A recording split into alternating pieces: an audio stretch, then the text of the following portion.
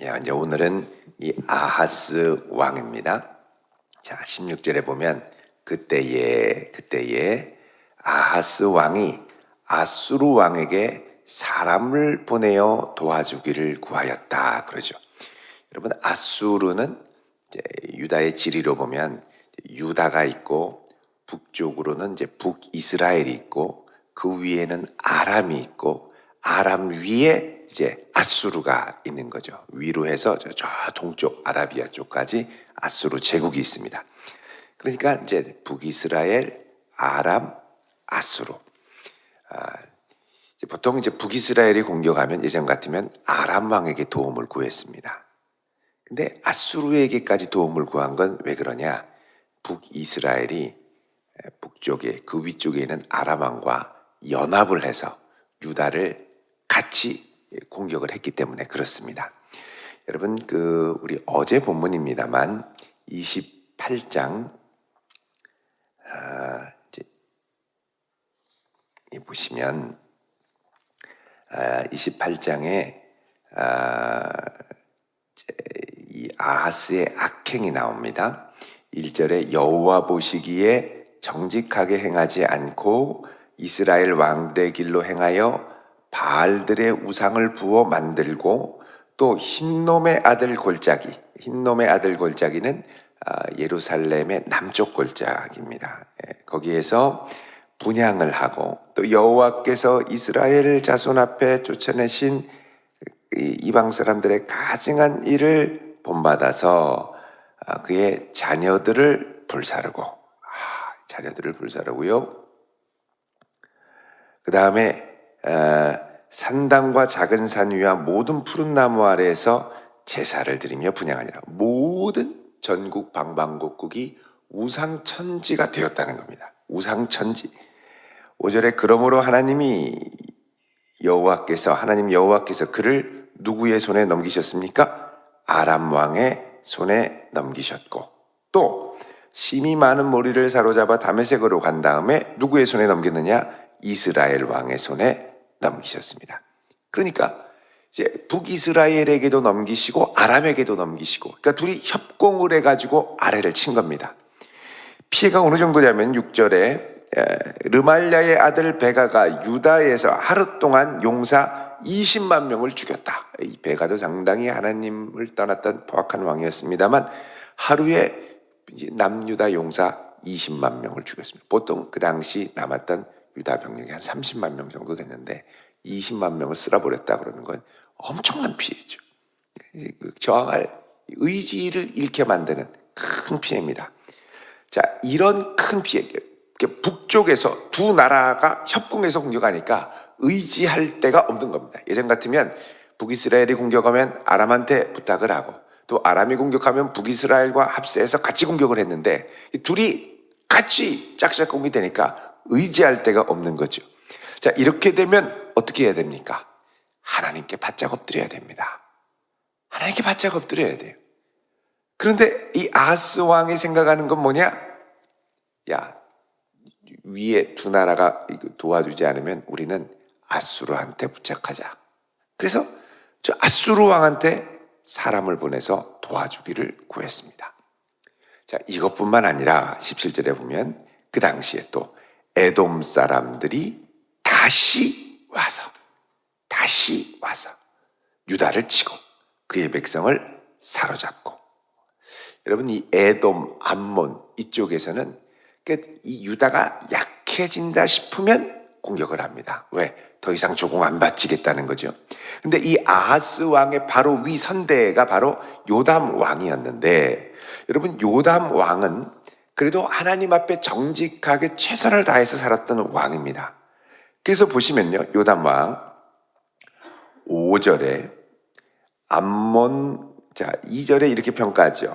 그의 아버지 우시아의 모든 행위대로 여호와 보시기에 정직하게 행하였다. 그래도 평가가 긍정적입니다.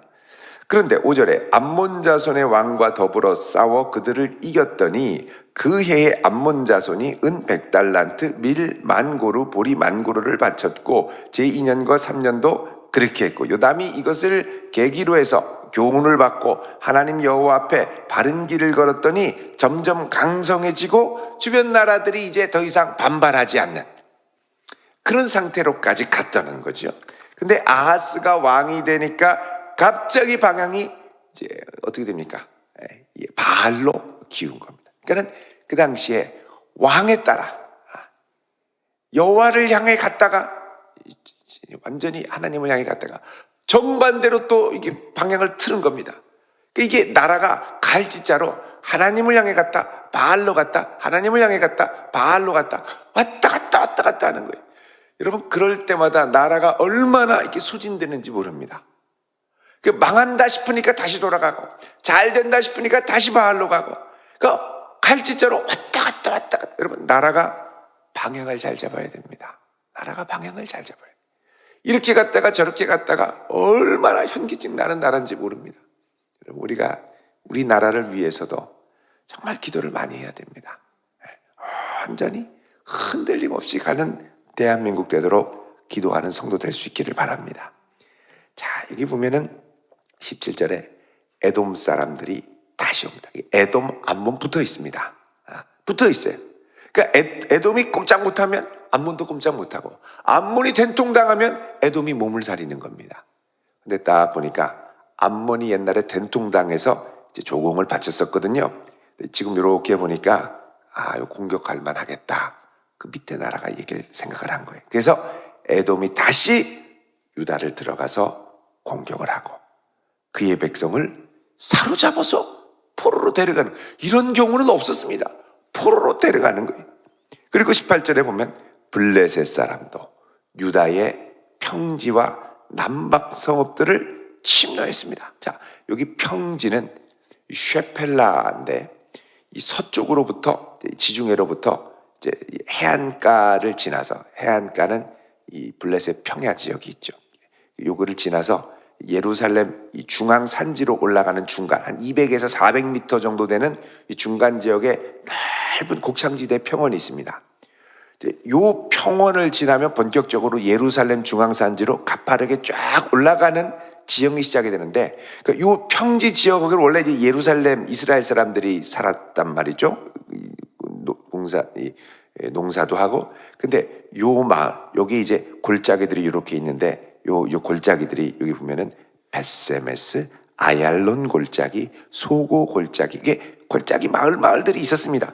근데 이 지역을 완전히 다 남쪽에 있는 성읍들을 점령했다. 이건 뭐냐면 지금 이제 높은 산성의 예루살렘과 또 뭐 헤브론과 베들레헴과 베델과 이런 주요 성읍들이 있다면 그 아래 지역은 식량을 풍성히 재배해서 위로 공급하는 식량 주변까지 이 밑에 주변까지 딱 성읍이었는데 여기를 다 장악했다는 건 곡창지대를 장악했고 이제 유다의 이 턱 밑까지 딱 점령을 한 겁니다.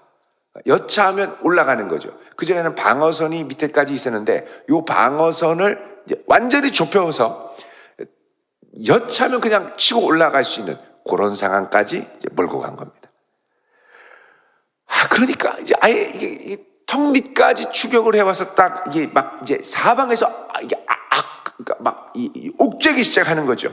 자, 이러면 기도해야 되죠. 여태까지 당연하게 생각했던 것. 그러니까 이 아하스가 왕에 오르기 전에 사실 이런 상황이었습니다만 그 아버지 요담이 여호와 앞에 정직하게 행하고 최선을 다해서 여호와를 경외하고 그러면서 나라가 다시 회복해서 다시 이게 원 상태로 됐는데 이게 다시 압박이 되면서 이전보다 나빠지는 겁니다. 여러분 당연하게 생각했던 것들이 사실은 하나도 당연한 게 아닙니다. 우리 길 가다가 이 건물 보면은 늘 건물이 그 자리에 있고 그 가격이 늘 그 자리에 있는 게 당연한 것 같은데 당연한 게 아닌 거죠. 이 코로나를 지나면서 당연하게 있었던 건물과 상가들이 하나둘씩 문을 닫고 막 없어지는 거 보면 가슴이 철렁하지 않습니까? 당연하게 생각했던 것들이 사실은 당연한 게 아니었습니다. 우리의 삶에 당연하게 생각했던 것들 많이 있죠. 우리의 건강도 그렇습니다. 걸어가는 게 당연한 줄 알았는데 알고 보니까 하나도 당연한 게 아니에요. 그냥 의자에 앉아있는 것이 당연한 줄 알았는데 허리 한번 삐끗해 보십시오. 하나도 당연한 게 아닙니다. 모든 것이 당연한 줄 알았는데 당연한 게 아닌 거를 깨달아야 되는데, 그러니까 내가 지금 이 상태로 당연하게 여겼던 모든 것들이 알고 보니 하나님의 은혜였다는 것이죠.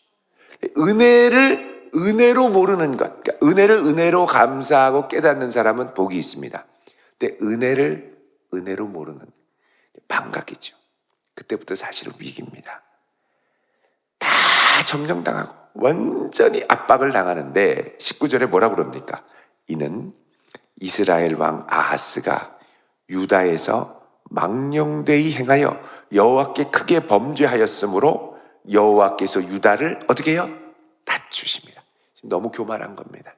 당연하게 여겼던 게 하나도 당연한 게 아니고 다 하나님이 은혜로 붙드시고 은혜로 뒤에서 봐주시고 은혜로 지키시고 은혜로 못 넘어오게 딱 붙들어 주셨던 건데 당연하게 여겼던 거예요. 교만했던 거죠. 하나님이 어떻게 하냐? 낮추십니다. 네 인생에 당연한 건 하나도 없다. 여러분, 우리 인생에도 당연한 건 하나도 없습니다. 하나도. 다 하나님은 하나하나 깊이 생활해 보십시오. 다 하나님의 은혜입니다. 자, 그러면 낮아져야죠.